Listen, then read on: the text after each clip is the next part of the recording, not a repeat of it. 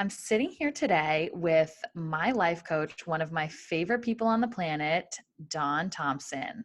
How are you?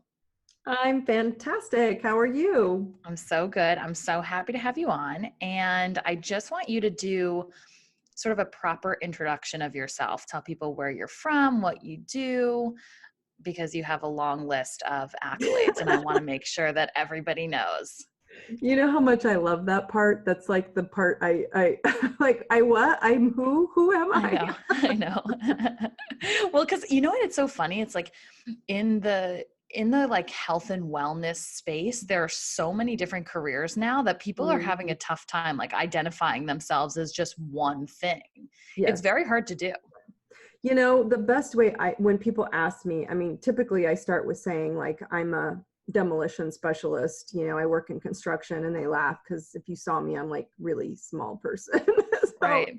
that's why I think it's funny. Well, and at the end of the day, kind of that's what I do. I remove roadblocks. And so I'm bit, I guess if you want to give it a title, relationship consultant, because that's where I am. I'm either consulting with couples, I'm consulting with corporate, or I'm consulting with kids. Right. Kids is the lighter amount, only because I only work with kids when parents are doing the work with them.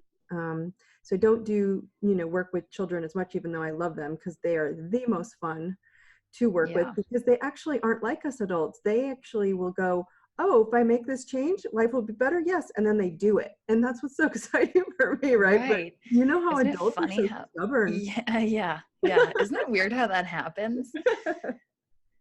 So yeah, relationship consultant in, one version or another, couples or corporate, or, some version of that. And I'm here in beautiful Scottsdale, Arizona, where it is paradise. And, I travel all over and do retreats and live, one-on-one consulting and coaching with clients all over the world, as well as, webinars and all different versions. It's kind of what's needed at the time, and that's what you get.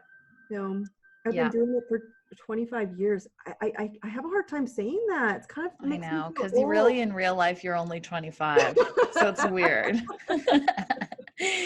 By the way, we're going to put some pictures up of you just like in general for the promo of this. And everyone is going to be like, oh my God, she's so young. She is so, True. she's pulling Um, it together much better than her actually timeline will suggest. no, no, by the way, so obviously I'm in New York, you're in Arizona. We've actually never met in person, which is wild to me because I literally like, I mean, I don't mean to say this in a weird way, but like you're kind of one of my besties. I Like know. I talk to you a Exactly. lot. I know. So And like, I tell people about you all the time. I'm like, hey, so I have this 25-year-old, 150-year-old friend. And I you're know like, that's the what? best I'm like, she's compliment you've so ever wise. given to me. 150 years old in soul.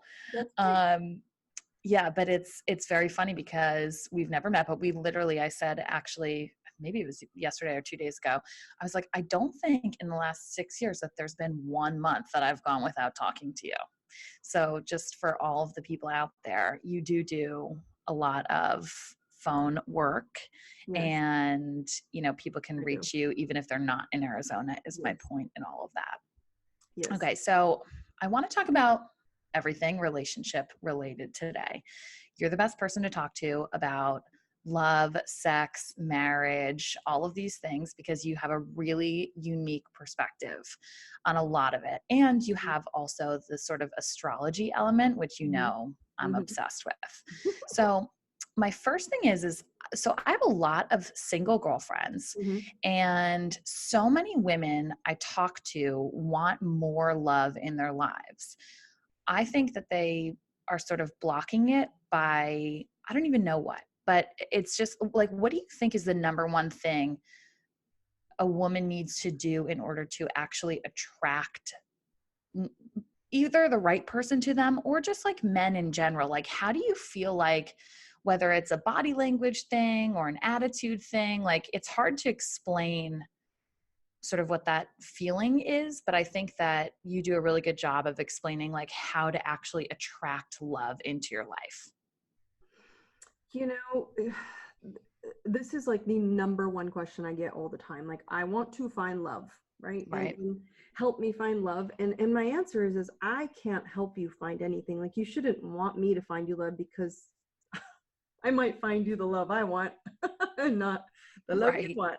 Right. Um, it, what's cool about is it's a simple answer, but often we don't like the simple answer because that one takes a little work. And so my simple answer is clarity Hmm. and practice. Most people, Devyn, will not be clear about what they want. And so often I get a lot of people who want airy fairy unicorn romance, right? Right. I want the pie in the sky. I want this romance that I've had in my head since I was a little girl. And I'm all about teaching how to be the queen and the princess and standing on your, power and owning your beauty and your joy and everything. Right. Yet we don't want to take responsibility for owning the life that we want and the partner that we want. And so once you get clear on what you want, and that's hard, right? And so Yeah. and I think we'll talk about that, because I think the piece that comes up is, if you're not 100% clear on who you are looking for and what you want, well, all the fish in the sea look great. I mean, I can look at every man and go, wow, he's handsome there, and oh, I like that clothes he wears, and wow, he's got a really cool job. And you can find something awesome about someone everywhere. Right. It's is that person awesome for you? Is that person incredibly talented or driven or enlightening or empowering for you? And you don't know that until you know exactly what's important to you. And so by putting clarity down first, and Hmm. second is practice. So a lot of people will ask me this, which I find fascinating as well.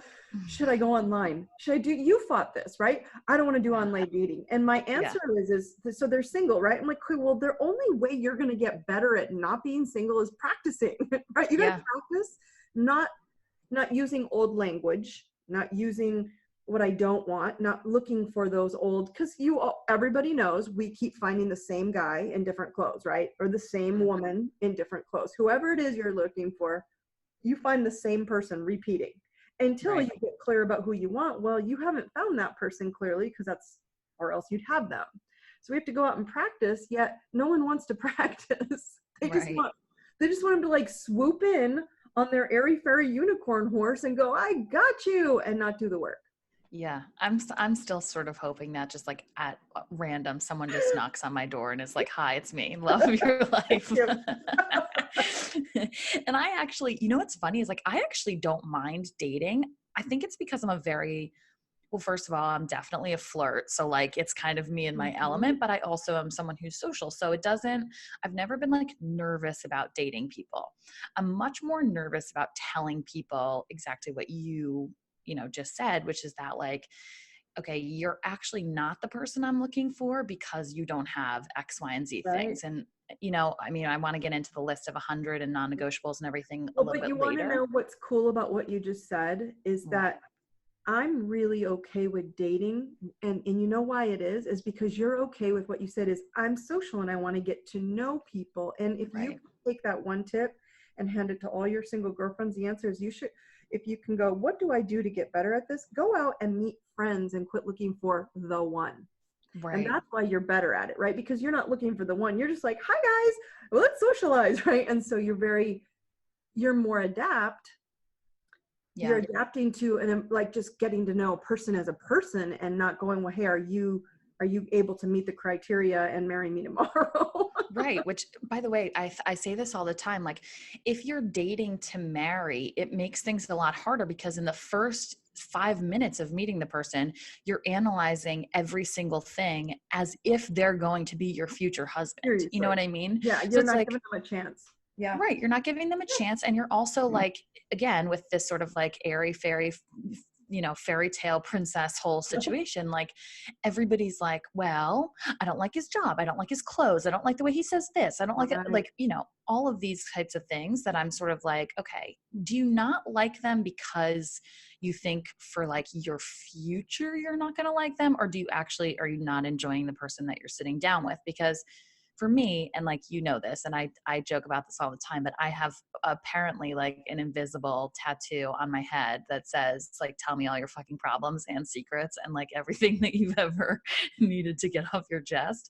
So like, I Dude. ask a lot of questions when I'm on dates or even out at a bar, just like talking to somebody. And And you I know what think, makes you attractive for that? You know why that makes you attractive? why? Because you're interested in them instead of Yeah. what they can give you. You're interested in what you're giving to them, and it's a whole different ballgame because men aren't used to that. Yeah, no, and by the way, like I've actually had a lot of men say that to me, and it's funny, Mm, like my honestly, and this is not to, I'm not making this about me, but just talking about experience, like the number one thing that men say to me is, "Wow, I feel so comfortable with you," which I think in our society in general, like we've put men and women into these two sort of yeah, boxes, right? And yeah. like, you know, you and I talk about this all the time, and we can actually have a conversation about this because I think it has a lot to do with going out and dating, but like masculine versus feminine energy. I think like a lot of men have these really, really high expectations from society, from other women that they put on themselves of like, I have to be this really strong guy. I have to be this provider. I have to, you know, all of Mhm. these things.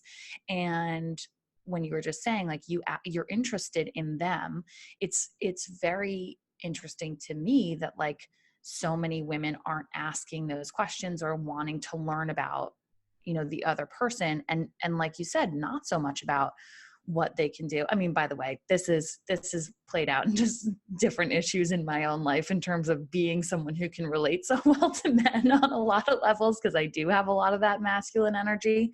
Sure. But I think, Exactly. you That's know, exactly what's happening. yeah, And there's no right or wrong though. Devin, you have to remember is most people are walking out and looking for something before. It's kind of like a good example is like you wouldn't start a business without a plan. Like, are you planning right, on selling a widget? Are you planning on selling information? Are you planning on being an author? Are you planning on being an engineer and starting an engineering company that builds, I don't know, buildings? Well, why would you go and you know build it in the woods where no one can find you? So that's clearly not a good plan. right, That's what we do in relationships. We have no plan on who we're going to look for and what we're looking for and why it's important to us and if it's even going to be something that we would accept. And yet we do the same thing in relationships and we're disappointed every day, yet we won't plan something. yeah, Like, and again, it's clarity, right? It's just making a clear plan. This is important to me. And so you and I will go out and go, hi, tell me about yourself. And you know right away if they're fitting into that plan right, or not, right. Well, because you're investigating. Yeah, you know, I don't mean investigating like, no, it's kind of is like an interview. Like there are some okay, yeah, things, and so this is a perfect example. I went out with this guy the other night, actually after I talked to you, and good. literally like you would have been so proud of me because seriously, and I say this how many times a day do I say, Dawn, you would be so proud of me. But so I'm listening to this guy speak and he starts literally naming, like, I'm not kidding you, every single one of my non-negotiables. He's like, yeah, you know, and this guy was super nice and he was actually like a fine guy, but he's like, yeah, my dad's a raging alcoholic. Yep. I drink a lot. My parents have a bad relationship. I kind of get along with them, but not really. Um, Goes into like he has a lot of anxiety and depression. He said at one point, like, oh yeah, I'm a total asshole. And like in my head, and he was just saying it like, you know, like, I don't know, some Just people, talking. sometimes, Yep. yeah, he's just Just right talking, in. but like so many, like years ago, if I were on that same date, but by the way, like I actually got up and like, and by the way, also he forgot his fucking wallet. Like I was like, this is insane. It's literally done. It's every single thing that like, I'm like, okay, you have problems with your family. You drink a lot, like all of these things that I'm like literally non-negotiable one after another. So and then I like, you know, we left dinner. He was like, can I come over? I said, no, I think we're good. You know what? He's like, can I take you out on Thursday? I'm like, you know what? Honestly, I think that we're good and I would be friends with you and this is great, but like, I just don't think it's here.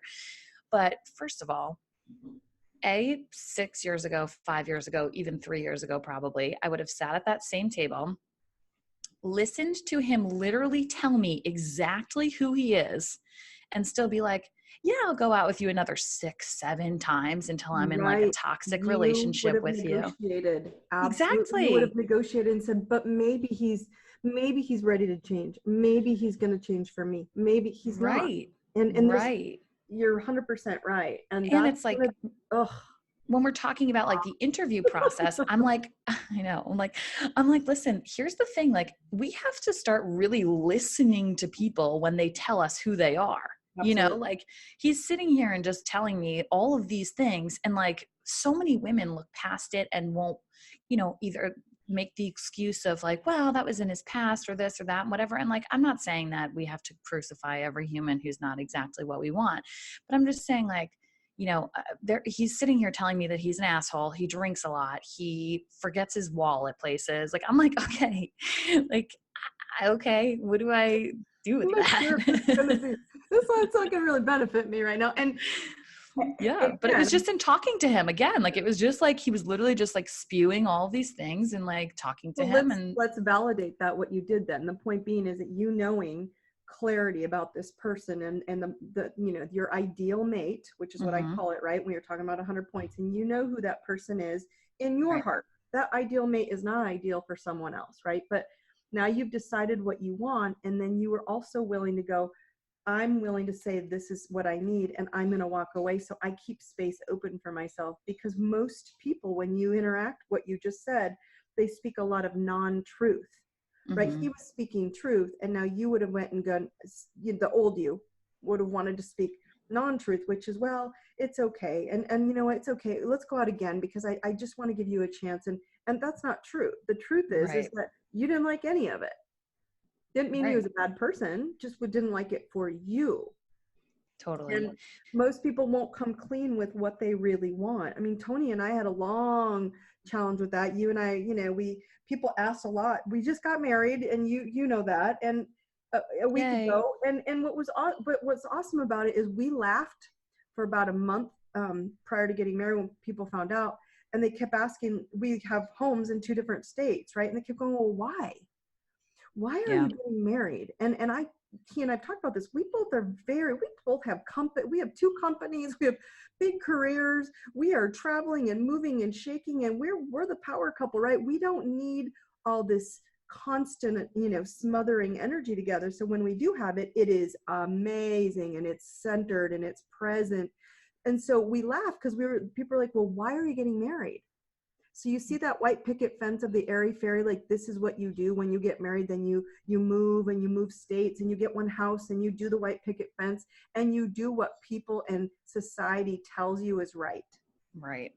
So you didn't do what society told you was right. Well, he took you on a date. Well, he didn't take you on a date. I He took took him you, on a fucking yes, date. you took him on a date. By the that's, way, like that's hilarious. he could see in me like this. First of all, we had these conversations, and then he starts talking about the big drinking and stuff, and like, I'm just really not attracted to that. So I'm like, okay. And then he's like looking, scrambling for his wallet, and the check comes, and I'm like, and he's getting beat red. Like, I actually did feel badly for a second, but I was like, don't worry about it. It's not a big deal. He calls the bar that he was previously at. They apparently have his card. Meanwhile, this could have been a complete facade. Like, I have no idea. But anyway, he's doing that, and like he could feel my energy shift. You know Yeah. what I mean? I was just like, yeah, sorry, this is the final straw for you, bro. Like, I don't really have anything. Right. I'm taking you on a date now that I didn't even want Right. to really go on. Right. And yeah, but I was like, yeah, no, sorry, thank you so much. But it was reminiscent of like just the way that I have begun to do exactly that. And actually, we can even just move into sort of Well, the jump list of into 100. your masculine feminine there, because that's a big piece that you can kind of correlate to what just happened. And I think Right. people really need to see that from a visual perspective. You just laid it out perfectly of your energy, what you just kind of slid in there, right? Like, I can be a little masculine. And if people know what you look like, you're as beautiful, feminine, and Oh, nurturing as they thanks. come. Right. So if anyone looked at you, they would see zero masculine. Right. Right. Right. So do you see we undervalue that femininity of ourselves, and our culture has gotten so unbalanced. Right. And so women, when we're out there trying to make something of our career, ourselves, whatever it is, right? We get so to the point where we're ruling the boardroom, and then we don't realize to turn that valve so that everyone has masculine, feminine within them. You have to be balanced, right? But Right. when you get too lopsided, guess what you will attract to make yourself whole? Oh, someone feminine with no, who needs to be taken care of, who needs the bill taken, like you almost like you pulled him in to where you are, 100%.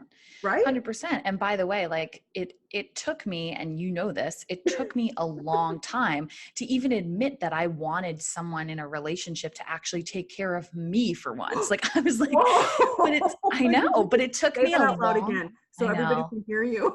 I want someone to take care of me. Like, cause you know what it is like, I just always felt this real sort of like weakness. And I think it comes just from, I come from a long line of very strong women, you Of course. know? So like I come from this place of thinking like you can do everything by yourself, you know? Like I can do everything by myself. I don't need anyone to help me. In fact, I actually can probably help you more than you can help me. And now that I'm getting older and like I feel like I'm running my life, you know, I make every decision for myself all day long. I get to the place where I'm like, okay, I actually, for the first time ever, want somebody else to like make the dinner reservations, bring me flowers, Right, like right, take control in the bedroom. Like, right. you know what I mean? Like things like that, where I'm like, okay, this is not that paying for dinner is not sexy to me anymore. I'm bored with that whole thing. No, thank you. You know, but it took a long time to even admit that to myself. Well, and it's again this it's the culture that we've gotten into. It's a Hmm. planetary shift, though, Devyn.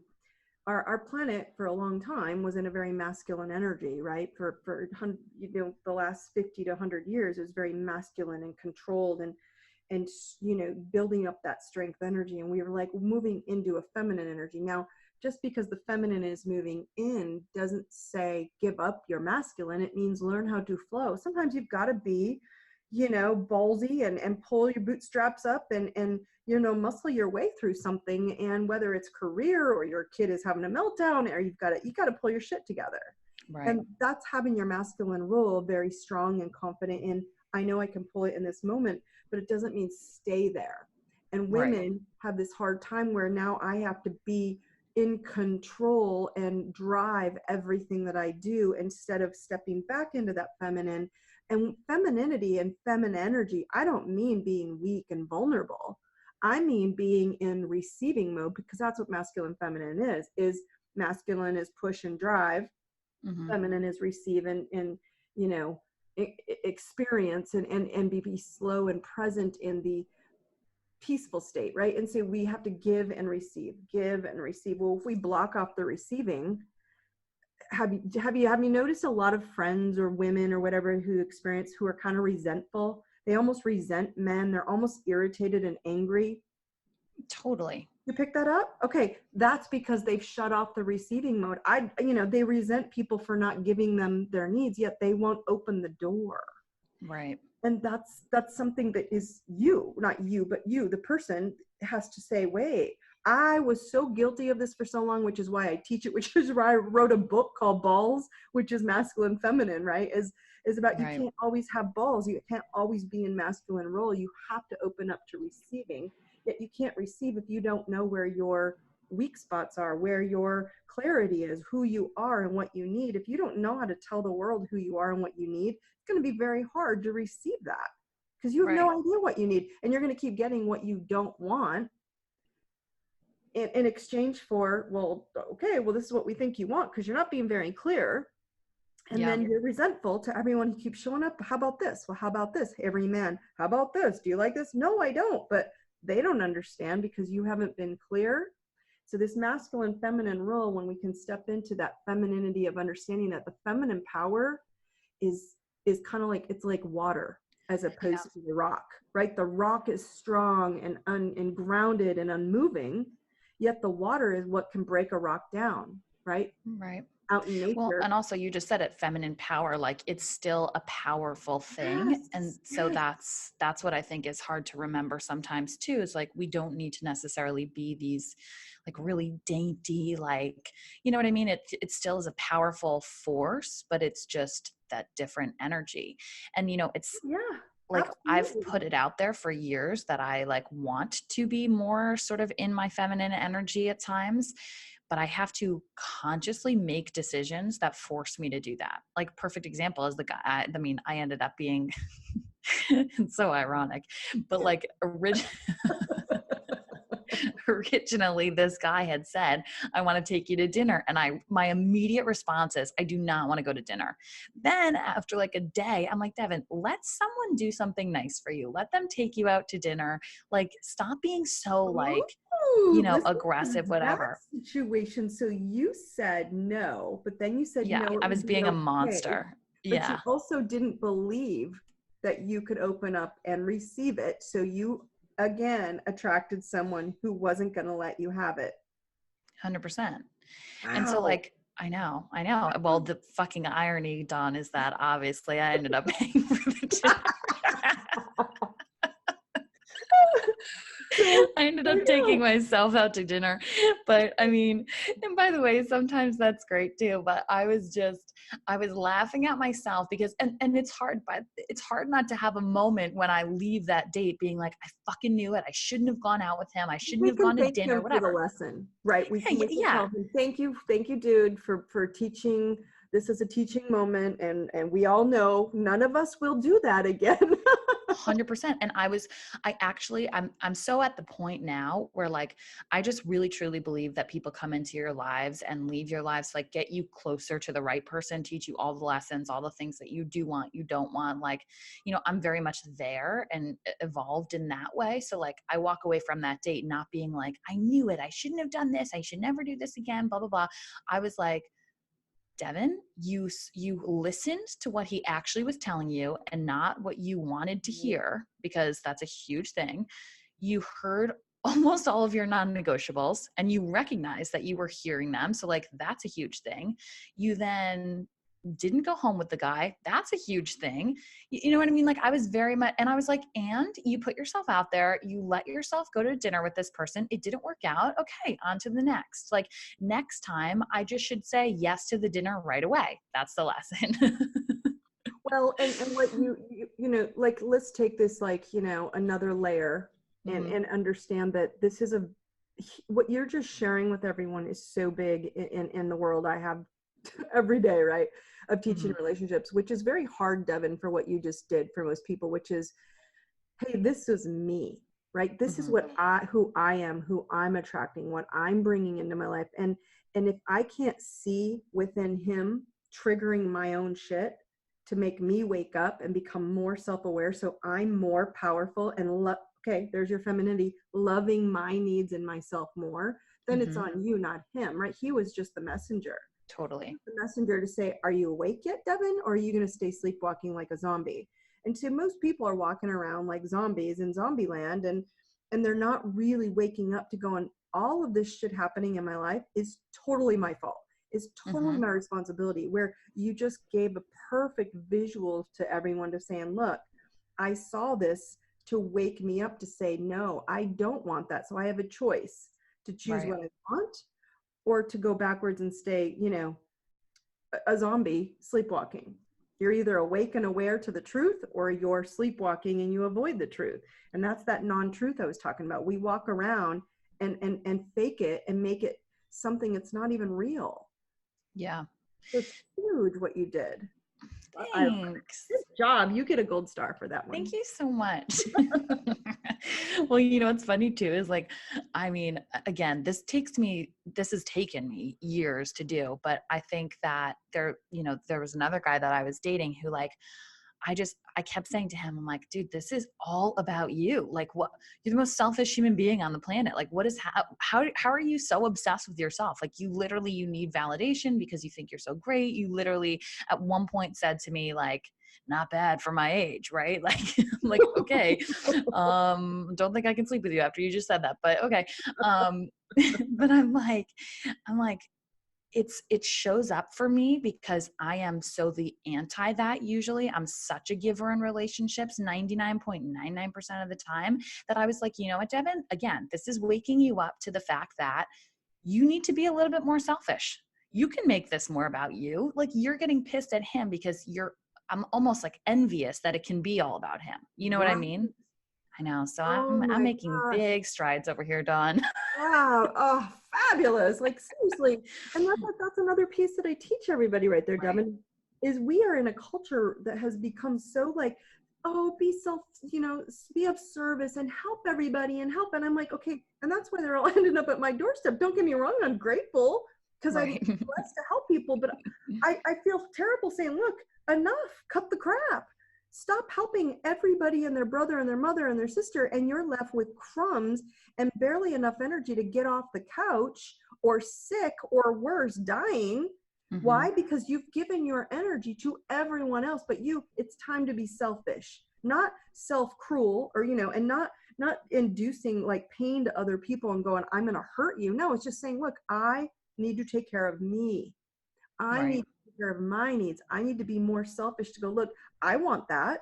See what you're getting right now? I want to be more like that. I was Yeah. like that for a long time. I had a lot of selfish men in my life, and I was like, I just don't understand. And when I finally woke up and started doing the work and then had to teach it, I was like, oh crap, you got to practice what you preach, Yeah. which is really hard. But when you actually do it, you're like, oh, well, that wasn't as bad and scary as it feels, right? Right.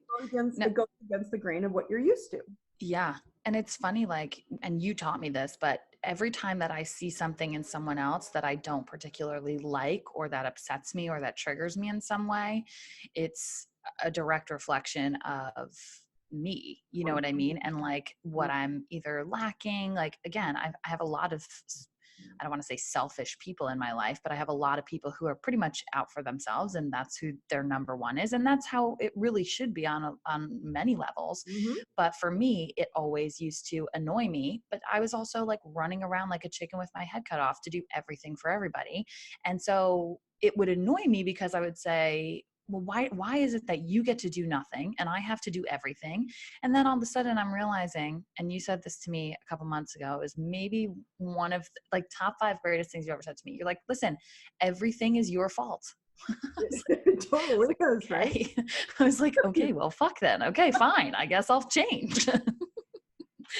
But it's really But important. isn't Like, that a simpler way to hear it? Like, when yeah, everything happens to us, because this is what's funny when I throw that at clients, especially in corporate America, because corporate America doesn't like that phrase, right? right, When you have to come clean and you have to say, repeat after me, everything is my fault. Tell me how you feel about that. And the answer typically is, well, not everything is my fault. right, Like, so it's funny when something goes your way and you have a huge success and you make I don't know, $500,000, $100,000 deal, or you get money, you're like, yeah, I did it. That was me. Totally your right, fault. Right. But right, when something goes wrong, or it's against the grain, or it doesn't work, or it's unsuccessful, we're like, oh, that wasn't my fault. Well, what's right, fascinating to me is they're both the same because you were involved. right. So Yeah, it's a concept that fascinates me, that you try to teach. I can teach like all the bells and whistles and it doesn't really radiate, but then when you hear it from that version, I'm the same way. Like what's funny for me is when things don't go my way, I'm always like, yeah, totally my fault. But when things do go my way, I'm like, yeah, I didn't really, that wasn't all, it was yeah, me. So I'm yeah, terrible at like you at the receiving. I've had to work very hard on that femininity for myself, because I'm like you, like I'm such a driver and a doer and a creator that I miss it. And yeah, so when you find a partner, since we're talking about relationships, you've got to be very diligent to say, I suck at this. So please, yeah, I have to tell Tony to boss me around and ignore me, which is funny. In our wedding vows, that was part of it. Like, clearly Tony has learned to ignore Dawn. Men, please don't follow this advice because it's not going to work for you. Right? But Tony knows. So I need to ignore what you say when you tell me to do something. And I'm like, you totally do, honey. Like, please just do not listen to me and boss me around, right?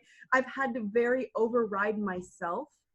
yeah, And I think women need to open their minds to that. If you want a flowing, healthy relationship, you're going to have to learn how to override yourself, which is what you did on that day of saying, no, I need to override myself. I want to be bold. I want to be confident and driven, but I also want to back out and learn how to be nurtured and supported and cared for, even if it's just for an hour on dinner, right?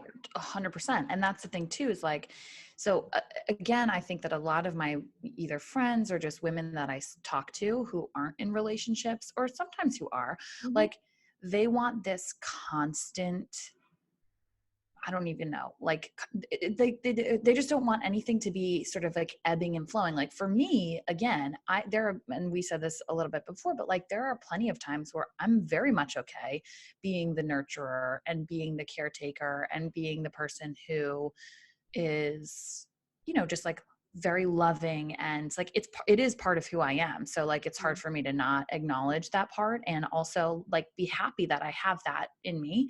Yeah. But at some points in time, and again, this is where I think that like women kind of get it wrong, is that we think that men have to constantly be one way.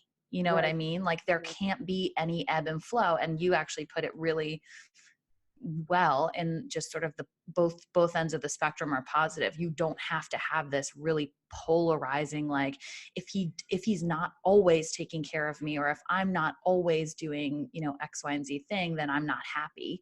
And like you just said, sometimes it can just be for an hour, right? Like I don't need for it to be that it's just this really one-sided thing, but it's like we don't allow for that real like flow in a relationship a lot of times. Like there are certain things, and I actually was just having a conversation earlier about just like love languages in general, right? Like we put out what we assume like we would want back in a lot of ways. And sometimes another person is not receptive to the same love language, Well, and So you can it's, simplify it even more yeah. to women, right? If you want to really get it down, like if they're like, okay, they haven't read love languages, they haven't read, books on relationships, and people are just like, okay, what's the simplest tip?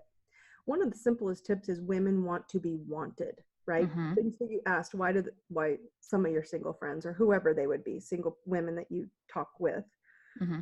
why is it that they stay single or struggle to be in healthy relationships? Because they're so afraid that they won't be wanted, that they're accommodating and Mm-hmm. accepting crumbs from people who they wouldn't accept at work or as a friend, but they want to be wanted so bad. And if you don't want yourself, I sure as hell can guarantee you he ain't gonna want you, Right. right? We have this hard time of like, I need you to want me, instead of saying, wait, what do I want? What do I like about me? What is important to me? What is valuable to me? I love my career. I love what I do. I love producing and creating and driving. Yet the challenge for me is I forget to take a break and like just, again, smell the roses, which is what's funny is you're right. It could just be for a minute. And Right. that minute or an hour, Tony's very smart. I hear women all the time, I don't need flowers. I don't need roses. I'm like, the hell I need lots of flowers, right? I I know. need lots of roses. Like, I want to be showered with beauty around. Like, what's wrong with who made flowers bad? Like I Right. find that so fascinating. So he's smart enough to know that even if I send her flowers on a day she doesn't expect it, he made me get up from my desk. He made me quit working. I had to smell the flowers. I smelled the roses, and I was in a feminine space, which, I mean, what more beautiful could you look at in feminine, soft gentleness as a flower? Like you Right. could, it's so simplified down to going, he wants me. I'm Yeah. wanted. It Yeah. can be that tiny, right? Of a flower. Like you said, I want flowers. Every woman, every man should want a flower or a cup of coffee. And we make everything, what you just said is so, it's so exponential, Devyn. We want it to be so big all the time. Mm-hmm. Instead of going, no, he respects the fact that I love my work, I love my career, and I love I'm driven and all that. But I don't need it to be like him on call at the door with his sword and his night outfit, standing at the Right. door waiting to carry me off on his unicorn. Right. But that's what most people are doing, right? Yeah. And it's like, if it's not that way, then it's wrong. You know what I mean? And there's just no room for that. Like I said, like the best way I can put it is flow, like there's just no Totally. room for that sort of like, you pick up the slack here, I pick up the slack here, I'll give you this, you give me this. Like, there's just, I think a lot of times, and I find this more with women than with men, even just my male friends, but like a lot of time women have a really, really tough time dealing with like imperfections in their partner, and never actually getting to like the root of where it comes from. But like, if it's not all the time exactly perfect, there's a problem.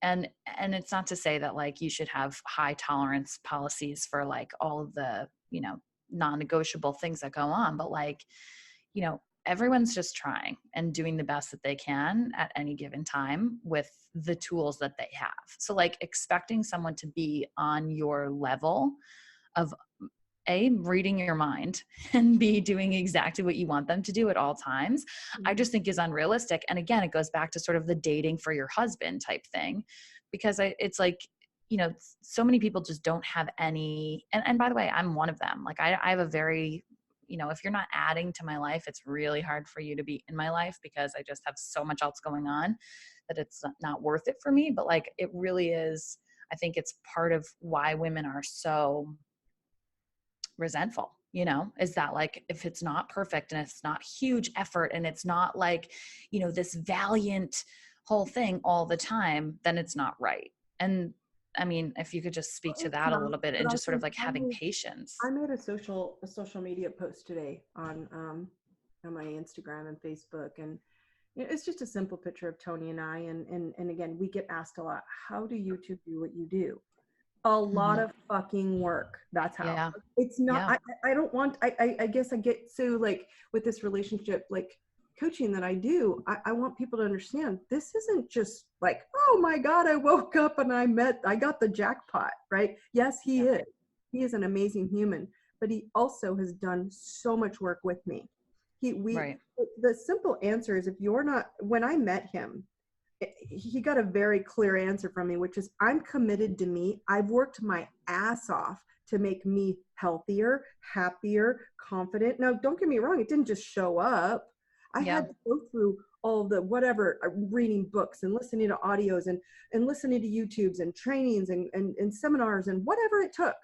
I Hmm. wanted to be a better person for me, so that vibrational, energetically, I was attracting that same person.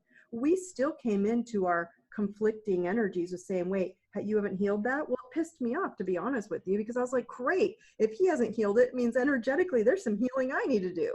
Well, his Right. healing was so extreme, relationship wise and stuff, because he didn't know better. But for me, it was extreme saying, Dawn, are you going to go fix everybody and work on everybody else but yourself? So it was just, it wasn't apples to apples, but it Hmm. was still me, which is brings up what you just said. Everything is my fault. Now, if I go fix him and not me in the relationship, I haven't healed me, which means we're not going to have a healthy relationship. Healing me and saying, no, I'm not going to fix you, but I'm going to support you and encourage you because you're pretty amazing. Right. That changed the game.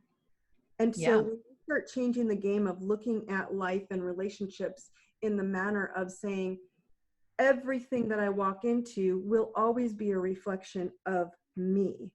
Yet we, as going as single women, like, I think it's all that my partner's always gonna gotta be on. Well, just because they have to be on doesn't mean you have to go fix their stuff. You can call them and say, look, you might want to go fix that alcoholic tendency you have, Right. or you might want to go fix the fact that you're having, challenges in the bedroom. It has nothing to do with their penis. It has Right. nothing to do with it. Most people who have intimacy or sex challenges, especially men, it's always in their head. And we have a Yeah. culture that puts so much, but let's give it to the men a little bit. There's so much culture. Be feminine, be my best friend, be sensitive. No, wait. Be masculine, stand up, be a man, take responsibility. And they're kind of like, what the fuck do you want from me? I don't Right. know Right. sometimes, right? Like we're really being unclear about who we are and what we want. Right. Instead of each of us individually going, look, this is important to me. I'm not going to make you make me feel, you know, wanted in the bedroom if I don't feel the same way about myself.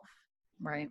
So it's a very, very slippery slope if we start analyzing all of the shit instead of getting to the detail of if you're not attracting yourself and when you don't like it in them, but you know they're a good person, morals and values are a lot more easier to look at and say, look, do they have really good morals and values in life? Do they treat Right. people well? Are they kind? Are they generous? Or are they numbing it like your date, right? I'm an alcoholic. I drink too much. I'm a hot mess. And by the Right. way, I don't want to talk about my problems. Okay, well, you're Right. not the guy for Devyn because she literally overly heals everything about herself, right? So you need someone who wants to balance you in that same mindset. Yeah. And you and I have had so many conversations where you're like, if I'm in a relationship or if I'm dating or, you know, something's going on, like, you know, I obviously, first call I make is Dawn. I'm like, first of all, can you read our charts? Second of all, I'm like, you know, he's great, but there are these couple things, and I'm just thinking about whether or not that's like, you know, going to be okay, or this is, how do I get him to do X, Y, and Z thing? And you're like, listen, they have to put just as much effort into, because you just said, I mean, maybe describe me perfectly. I overly heal myself on everything. I'm like obsessed with making sure that I'm improving and like, you know, I'm just obsessed. I do everything that you tell me to because I really want to. I'm committed to it, you know? So for me, it's very much about like, okay, not only are you going to put the effort into what I'm asking of you and from you, but also like, are you willing to work on yourself alongside me? You know what I mean? Like it's such a two-way street for me, but there are so many times where you've been like, tell him to go read this page of my book and then have a discussion about it. And like, it's hard to do that, right? It's hard to ask someone that you've been It's not dating to just, like, thank you for saying that because it's not just you. It's yeah. not just you. That what you just said right there is what half my clients struggle with. I'm like, hey, it's just one page. I'm not telling them to read a whole book. Read the page.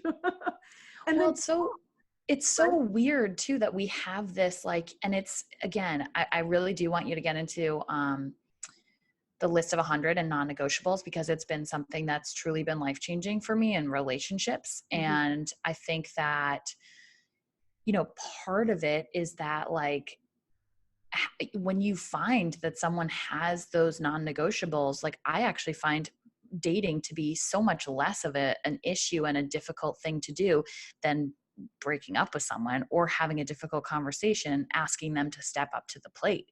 Because A, you know, like you don't know if they're actually going to, and B, it's just uncomfortable. But it's such a weird thing that as a society, it is so uncomfortable to ask somebody to make effort for you.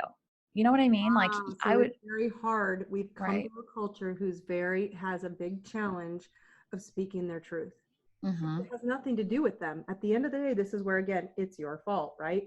It has nothing to do with them. You're saying, this is my truth. This is who I am. Do you like me? There comes the do you want me state, right? Right. You think I'm good enough to have that. And it's really not do they think it's good enough. It's you saying, I know I'm good enough. This is my truth. This is who I am. And that's why I ask people when they're in dating.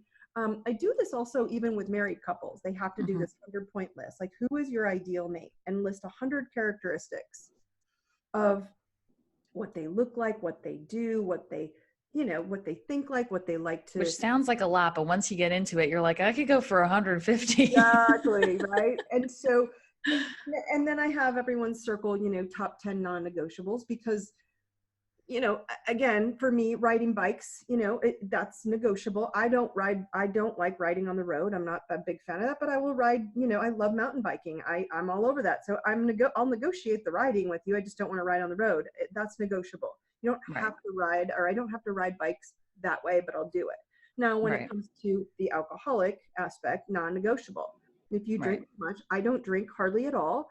So I can have a couple and then I'm passed out because I'm tired. So it really isn't going to work out very well if you're over drinking. Does that make Right. you a bad person? No, it's just something you've got to work out on your own. I have no desire to go down that path. And so Right. it changes the game of where you're casting the net. It changes the game of saying, this is my truth. And we have a culture that has gotten ourselves so stuck in not speaking truth. And now when we speak truth, we get in trouble. What has nothing to do with, I'm not telling you what Devyn's truth is. I'm not saying what Jane's truth is. This is my truth. Mm-hmm. And we're so afraid to go, but if I tell him my truth, he won't want me. Well, Mm-hmm. that's probably a good thing, wouldn't you say? Like, you kind Right. of know if he doesn't want that, he's not your guy. Right. And this is really fascinating to me, where, like you said, once you've practiced it enough, you're like, it's so much easier to date now. I have so many clients who say that, oh my gosh, I'm not as afraid to go out and date now, because now I know how to make sure I have padding, Right. and I can tell them who I am and what I want. And so you add that non-negotiable, and then you take it the next level up, which is sonar. When I teach people about internally, that energy is getting pinged out from you, which is what you said earlier. Like, you have a tattoo on your head, it's probably on your ass. Yeah. So it's probably like you're walking, right? Yeah. You're dropping pheromones, and you're like, I'm Devyn, and I will love you all and take care of you. Here's the love pheromone. It's dropping off me as I walk. Everybody come Mm-hmm. around me. Right. So we have the vibration that just drops, like drips of energy. And then the people who feel the same energy say, Yeah. oh, I know you. Oh, I know you too. You're cool. Yeah, you're cool too. Well, they're vibrating at the same vibrational energy space. So of course they're going to be drawn to it. And then you're like, oh, I can't believe I am not an alcoholic. Why would I attract an alcoholic? No, you're an empath who wants to help people feel better, and he doesn't feel better. So you attracted your opposite. Right. It's never apples to apples, but it's typically a lesson that we have to learn. And you were in that moment of going, no, vibrationally, I'm going to raise it because I'm not going there. So it's a matter of saying, my truth is, I don't want that. Meanwhile, do you remember how agonizing it was for me to first ever remember the first guy, literally so many years ago, I like, laughed, oh my not God. at you, with you, ha ha ha. I was literally like, I can't say that. Because so here's the thing with when I made my list of 100, then you narrow down sort of your top 10 non-negotiables, and then you really narrow down like a top Yeah. 5, right? Mhm. So for me, it was, I'm someone emotionally available, someone who, whatever, committed, loyal, honest, like all these things that really mean not an alcoholic, not a drug user, like things that like really like legitimately mean everything to Right. me. And so I was dating this one guy who was, I mean, when I look back on it, first of all, such a goof. And second of all, like just fully none of these things. And I remember you saying to me, you have to have a conversation with him where you sit down, and it doesn't have to be this really serious thing. It can just be as simple as, listen, I'm looking for a guy who is committed, trustworthy, emotionally available, honest, not a huge drinker. And if you're not that guy, that's okay. But, if you are that guy, then I need to, basically see that, or something like that, whatever, putting it out into the universe. And I'm not kidding you. It might have taken me 4 weeks to just have that conversation with that guy. And I was like shaking in my boots when I did it. Like I was like, and I think I texted you right afterwards. I was like, I did it. I finally did it. Even like when you were telling me over this springtime, like I hadn't been dating for a while, like just was uninteresting to me. And you're like, you need to go online, you need to get on a dating app, and you need to just flirt and tell people your non-negotiables just for practice. I was like, Dawn, why do you torture me like this? But it was so good. I know you do torture me, but I love it. That's torturous, I'm sure. That's Yeah, hilarious. you work my ass out. It's like a mental trainer. I'm like, okay, well, this is going to make me so uncomfortable. I don't want to do it. I literally have to have you talk me into it for like 30 minutes. And then once you actually do it, you feel so much better, first of all. And second of all, you're like, okay, it wasn't that hard. And even if it's uncomfortable, you're like, the next time's going to be more comfortable because now I want to phrase it like this or like this. But like, I just want to reiterate to everybody out there that like I've been working on this shit for 6-7 years. You know what I mean? Like this is not just, like you said, this overnight sort of thing. Like you have to really work on yourself, know your worth, and have self-confidence in order to say these things and be okay with being, for lack of a better word, rejected by this person. Where like I've had plenty of guys say to me like, yeah, no, I'm not that person. I'm actually, that's not going to be me. Or you have a lot of people who say, yeah, I am. And then, do something shitty the next day. So it's like, okay, whatever. But, Very, very, very, validating on clarity and practice, right? Like if we're clear about who we are, and these are the basics, right? Like of just how to have a right. healthier relationship. And then, like you brought up earlier, like astrology, like I am not a woo-woo astrologer. Like I'm very karmic, right? Like you Mm-hmm. came to learn these karmic lessons. That's why they're uncomfortable for you. Right. Some people, they're not uncomfortable for, and it's not difficult for. Now, when it comes to business and teaching and healing and driving, and I mean, I grew up in a grocery store. I could sell, work on selling peas, for God's sake. It's not a thing for me. And the other people are like, I just can't start a business. I don't know how to do it. And to me, I look at them like, why? Like, it seems so basic, right? So Right. that's not a thing for me. So vibrationally, we all come in with this blueprint, a blueprint of, I call them 4 hot spots on your chart, right? But we come in with a blueprint where there are boulders. Thus, me being the demolition specialist says, let's figure out where you have to undo those. Let's Right. figure out where you have to unblock yourself so you can have, and I truly believe in love. I really do. I believe we all have the capacity to have it all. Mm-hmm. It's just that we've been programmed to have what society and culture teaches us as nature and nurture. So if you can look at your nature and say, wow, I'm not really good in this, and this area. There are areas you excel. And I'm like, oh my God, I could never do that. But she's amazing. I mean, you just naturally you just talk your talk and do your thing and you're just done. And it's not a thing for you, right? Right. If we can look at ourselves and go, well, that's the easy step, but the stuff that's not good are for me or easy for me, I'm going to work my ass off for, and I'm going to fix that character boulder, and I'm going to either climb it, I'm going to dig a tunnel under it, I'm going to, bulldoze through it. Somehow I'm going to find a way to make myself more powerful and strong with my self-worth. That's why we all come here to this planet. We come in to learn where we are worthy, or where we need to become, let's say, more worthy, right? Mm-hmm. See that worth within. And yet Right. it's different for everyone. And if we understand that and we go, okay, it is going to be hard. And here's the funny part. Relationships are the ones that trip those up, because when they Right. show up, they flare us up to a part of us we don't like. And we go, oh, that sucks. Right. And Yeah. so we have to either look at the person and go, and thank you, but I like all the other parts of you, keep flaring me up and make me stronger. Or we can go, no, you're an asshole, I never want to see you again, and we don't want to grow. So it Right. just depends on, it's a one-time person that shows up, like the date, which I'm very proud of you for dismissing. Also a good story. So it's a one-time moment of flaring us up to go, okay, cool, boulder, climb another ledge, climb another ledge, and you're climbing. So you Mm-hmm. get to the top, you go, wow, I'm really good at this now. Or Right.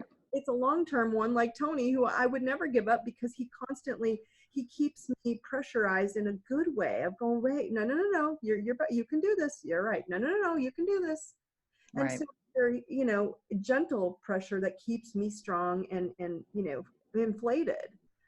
Yeah. So there's always, this is an always statement. And I never use always, because nothing is forever, but always Right. relationships. I don't care if it is personal or professional or children or whoever, but it's typically intimate relationships that wake us up Mm-hmm. to the boulders that we come in as a blueprint. Call it an astrology chart, call it a blueprint, call it a thumbprint of your energy, to say it's time for you to get better and have infinite possibility of all the things you want. And we Right. settle. And women, I get frustrated with them. I'm like, you're settling for crumbs because you've chosen that. Devyn Mm-hmm. has chosen not to, right? So that's just the difference between you and someone else. You made a choice. They haven't chosen yet. Right. Well, and it's also funny, like, as soon as I started thinking in that sort of like mindset karmically like that, like you see the same thing show up over and over and over and over again Mm-hmm. until you clear it. Right. Like I very much had to get clear. I mean, and just for anybody out there who also attracts men with lots of mommy issues,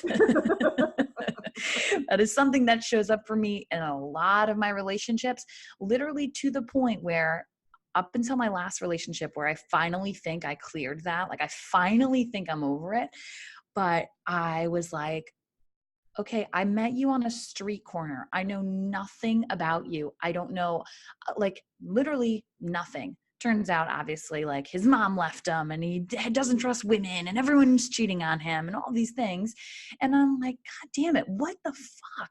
And then, of course, then I'm like, okay, Dawn, we need to do some deep work on clearing the mommy issues because it really is a lot for me. And I'm very nurturing and, I think motherly, and that's why these Of people are course. attracted to me. Of But it's course. like, I was in 6 different relationships where literally there were huge, huge, huge issues with these men's mothers. And I'm not talking like they don't get along. I'm talking about like they abandoned them, gave up custody, had a family with another guy, like crazy shit that just like, And that's what's cool. That's what's cool is you now right, you can see it because you wanted to. And my answer is when we're awake, we want to see the truth. When right, we're zombies, we ignore it and then we act like it's everybody else's fault. And I'm not that kind of coach. I'm not that consultant. I'm not that person that's going to allow people to go, it's their fault. It's their fault. No, no, no, no. It's your fault for not being awake. And it's really that basic. right, So when we get into these relationships and you take it next level up, okay, now you're in an intimate relationship, someone who you can go, okay, look, I don't like these couple things, but I know you're capable of it because you want to heal and you want to learn and you want to grow. So cool. Can we do this together? right, Right. Because I'm kind of, because we have to own our own shit. Like I got my own skeletons, right? I've got right, my own weaknesses and I got to go, okay, I'm working on it. Please don't beat me up for it, but help me. Right. So we get right. that. Now you get to the next level where you're naked. Right. Let's go to sex. Like Yeah, seriously, you get naked and now you really get vulnerable. yeah, And this is something I've had to teach people. Sex is not the problem. None of sex is never an issue. It's more about how you are comfortable with being vulnerable with someone and saying, look, I want to be intimate, not sex. And there's a difference between the two because intimacy is what keeps people together. And intimacy is when you yearn for it and you want more. Sex, you can have sex with anybody. You can turn on the emotions, you can turn off the emotions. It can be hot and steamy. That's awesome. hmm, But at the end of the day, you're either we put so much value on that when we want to get to a place where we are hungry and passionate and intimate with someone. And intimacy can be when it's just touching someone and you feel right, more intimately turned on by just some random touches than you are having an actual full out naked, blowout sex. And I'm not opposing blowout sex because it's definitely can be awesome. right. It's just my point is that we've turned to a society that's so focused on penetration and sex and all of that. And we're like, well, why is it not good? Why are we not happy? Why is our sex life not good? Because there's no intimacy. There's no desire. I call it hunger, right? Yeah, You're not hungry for each other anymore. And what happens is this intimacy cannot get to that place until we actually get into a relationship, right? And so we've now stopped intimacy and emotional vulnerability with humans because now women are now resentful of that. And I'm like, you don't even know how to pleasure your own self. So why would he know how? So we're so judgmental and resentful. I wouldn't want to date those women. right. Would you? No, oh my God. I'm the exact opposite. I You mean, see the difference where a man saying look or a woman saying look, this is the truth, this is what's important to me, this is what I want, this is what I'm looking for. You're not going to be really good at it because I ask every client this. Have you ever had a class on healthy love, like how to have a healthy relationship, like loving someone healthy? The answer is no. I have shitty love. I've been taught how to love poorly, right, right? But we haven't had healthy love. And then I ask them, have you ever had a class on healthy intimacy? Nope. Most of our upbringing, right, and most boys learn from porn or magazines or whatever, which I find nothing wrong with. right. But we find Same. a problem with, looking at sex as a negative thing from whether it was your upbringing or religion or control or negativity, where our naked bodies are so gorgeous and beautiful and abundant with, purity, and we're missing the beauty of it. Yeah, So at the end of the day, most people don't understand just a typical, touching. I can get Tony when he is somewhere else. Just touching his neck, he's done. right, And usually I can't get his attention because he's very intense and he's very driven. He's very mental, right? So right. sometimes I'll be talking. I could even be flirting with him, and he's missing it. But I know my secret weapon. And once his neck, he's done. And I was like, oh yeah, I got him, right? So the point being is we miss the fact that intimately we can literally turn the tides with people when we understand where that intimate connection is. And it could be as simple as holding their hand and you're done. They're melting. Right. And you know what's so funny? Like when you were saying just about our upbringings, like it's so weird to me. And I'm a Scorpio, so like I love to talk about sex. I love everything about sex. Like Well, I'm good. pheromones You drip off your ass.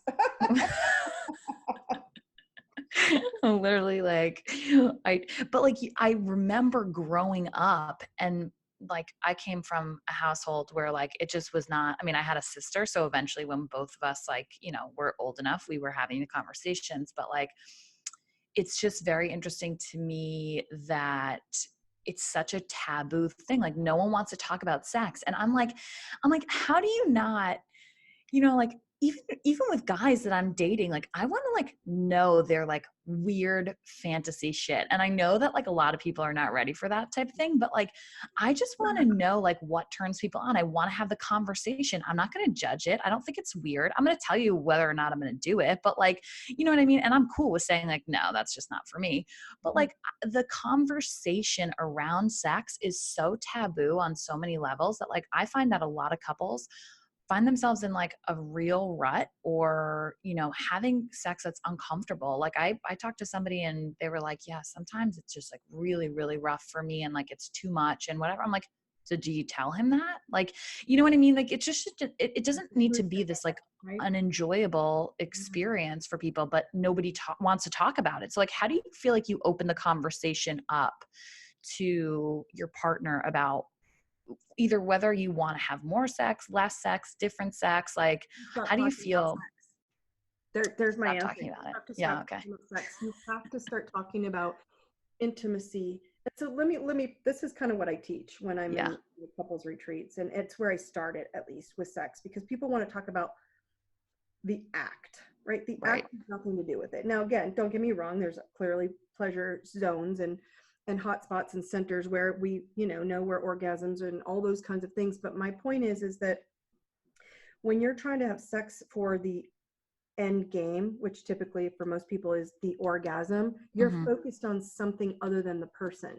You're focused on getting them to point A to point B, and Right. you're missing the whole journey in between.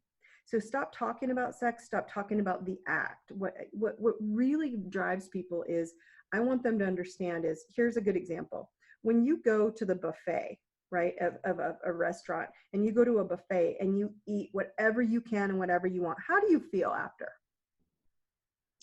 Like shit. Right. You're exhausted, you feel lazy, and you want to take a nap. Yeah. Now, how do you feel when you haven't eaten all day and you've had a really amazing day, you've been driven, but finally you realize, like, oh my God, I'm starving. What do you do? How much energy do you put into finding yourself a meal? 100%. Like, it's all you can think about, right? Yeah. Okay. So relationships that are struggling are typically giving each other the buffet. Like, it's Mm-hmm. always there, it's always available. We're always here energetically. We're not even, we're just saying, here, you can have it, but I'm not really telling you what to eat, when to eat, how to eat it, or taking in portions. Now, the couples who are hungry all the time, when they get it, oh, they get it.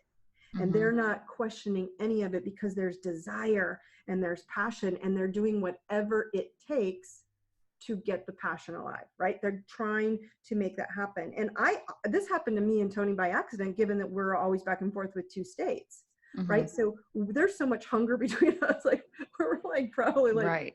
teenagers, like, it's ridiculous. And the cool part is that it woke me up to understanding where my clients were struggling, which is they don't have a lot of hunger, because Yeah. it's always available. They're literally, wives are giving their husbands the buffet. Women are giving it up on the first date.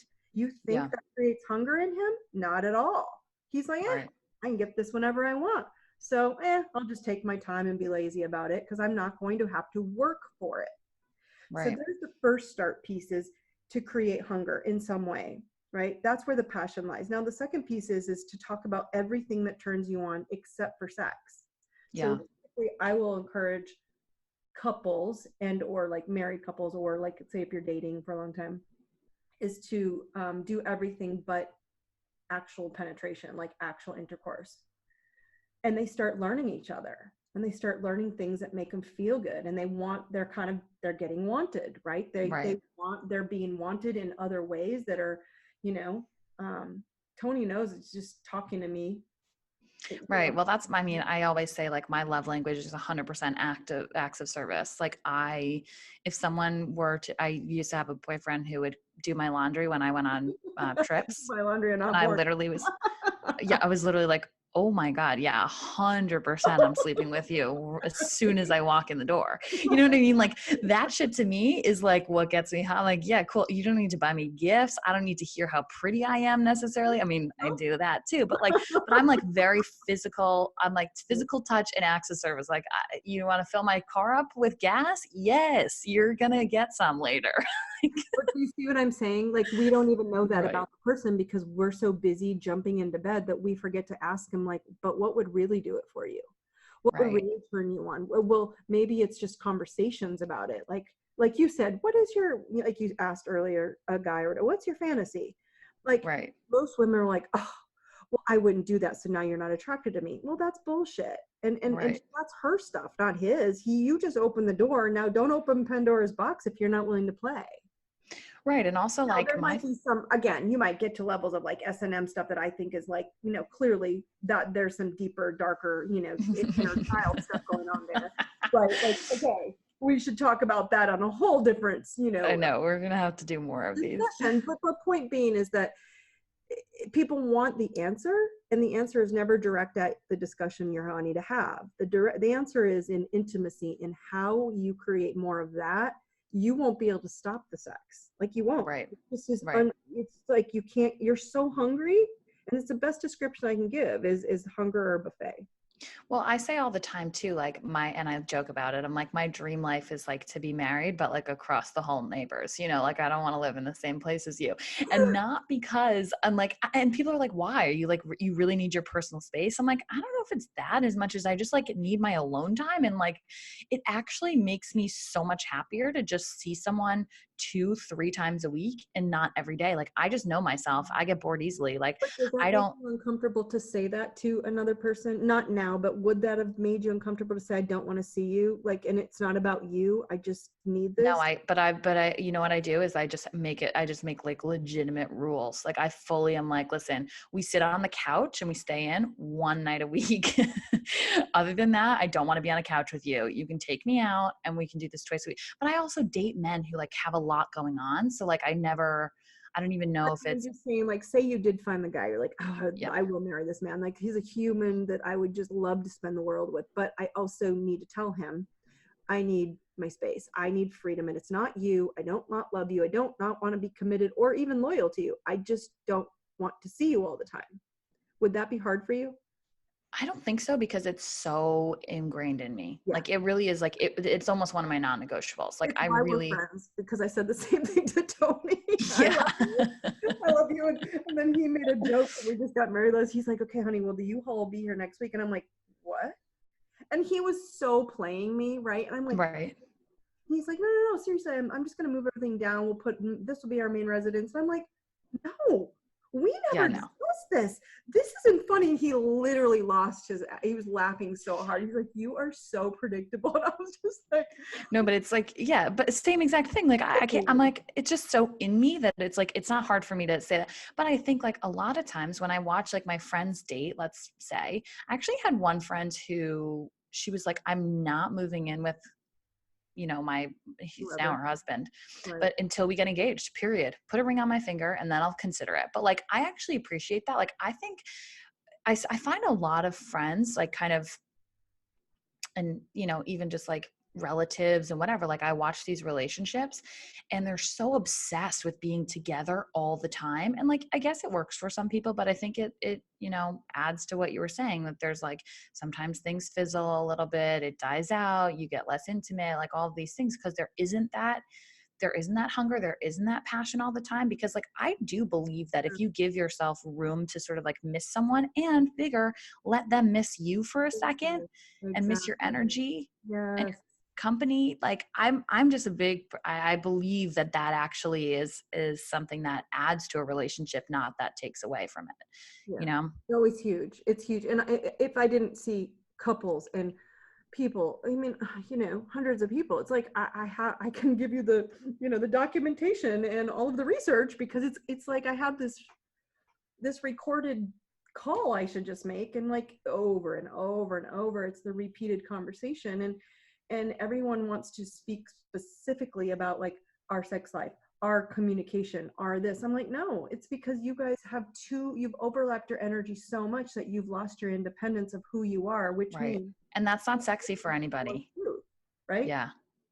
And your truth as Devyn is, I need a little bit more freedom than maybe most people in a relationship. That's truly your truth. Right. It has nothing to do with another woman, like you said, that might need a little more time with their partner, and their partner does as well. Right. That's okay. But typically I watch this, and people want security and they want, excitement at the same time. Well, that's Yeah. not something we learn. We learn white picket fences. And basically, marriage isn't dead. The white picket fence is dead. So we've Right. got to build a new fence. Build a new fucking fence. Well, put a little barbed wire on that shit. No, but it's very interesting to me because I do think, and I keep saying this over and over again because it's something that now that I'm back sort of in the swing of dating multiple, like just different people, like I'm just out and about. I'm like, the thing that men love about me, or the things that men love about me, are eventually the same things sort of that like men dislike about me, in that like everyone thinks it's really super awesome to have this girl who's like really independent, until I literally like up and leave the state for 3 weeks and I'm like, oh, okay. No, I forgot to tell you, I'm not coming home for another like 14 days. And people are like, wait, what? What does that even mean? I'm like, yeah, no, I'm working. I'm like with my family. I'm hanging out, whatever. Like, I'm not coming back. Then it becomes like, I can't have her. It's unattainable. It's too independent. It's all of these things. It's like the balance of that exists too. But again, goes back to exactly what we were just talking about. The communication of like who you are, and really just knowing like, this is literally maybe non-negotiable for me. Like I need freedom. I cannot be, and it's why I'm so drawn to Sagittarius men, because they need the same thing. So it's like every guy that I'm like, I dread telling you, I'm like, I love this guy.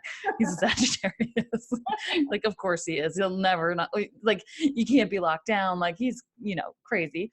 But I just think that it's good to have those conversations like right up front, being like, no, I'm not trying to be like sexy by saying that I'm really independent, because I think that that's what men want. Like, this is who I actually am. And I think even like the women who are a little bit more needy, because there are those people, but like, even to have a conversation of like, listen, straight up, like, I need your attention. I need you to text me a good morning text. I need you to text Thank me a good you. night text. Yes, exactly. Be clear Just about be your clear. truth. Yeah. Yeah. Yeah. Clarity and repetition, like practice. You got to practice being very clear, like, this is who I am, this is what I need. My oldest daughter is very much like that. She really needs connection and communication, and being like, you're there, I'm there, okay, you're good, she just needs to hear it. Once she hears, she's Right. like, okay, I'm good, and then she's back to her little butterfly self. Yeah. So then and again, I have clients across the board who have all versions, but if they are not clear about their truth, Right. then it won't work. And it's funny because Tony found that very odd with me at the beginning. Like, he's like, you sure this is okay? And I'm like, yeah, because he Right. needed it too. Because of course I drew someone who was just as independent. Right. Yet he questioned it, that he would get in trouble or whatever, because most women aren't that way. And again, they're not that way because they haven't decided who they are, what they want, and how to get it. And if they say, okay, I will keep dating 20 men until I find the one that is the right match for me, then they're like, okay, I'm okay with not looking for the one. Right. And that's okay too, because what I have learned, this is a spiritual kind of, there's your, nature and nurture on the grid energetically. When it's time, it's time. Like, Mm-hmm. when you're ready, you're ready. There's no like, we're going to negotiate on how this is going to happen. It's in your face. Like, you can't get away from it because you've brought it to yourself. You didn't have to look for it. Right. Yeah. No, it's very interesting. I also, I could sit here and talk to you all day, but I do want to ask one final question, because I think that this is my first thing that I do. And everybody, I mean, I think a lot of women do this, but I'm like, When's your birthday? What's your sign? But from an astrologer, like perspective, how important is like horoscope and sign compatibility in a relationship? Because I think it's extremely important. And I recognize when I pull in the certain signs that I pull in, because like I know what traits about, like a Sagittarius, perfect example, someone that I feel like I probably shouldn't end up with unless they have a moon or, sun, whatever. But anyway, point being is that like I know that I'm drawn to them because there's certain ways. The guy who's all about himself is a Leo, obviously. I'm like, duh, okay, yes, this makes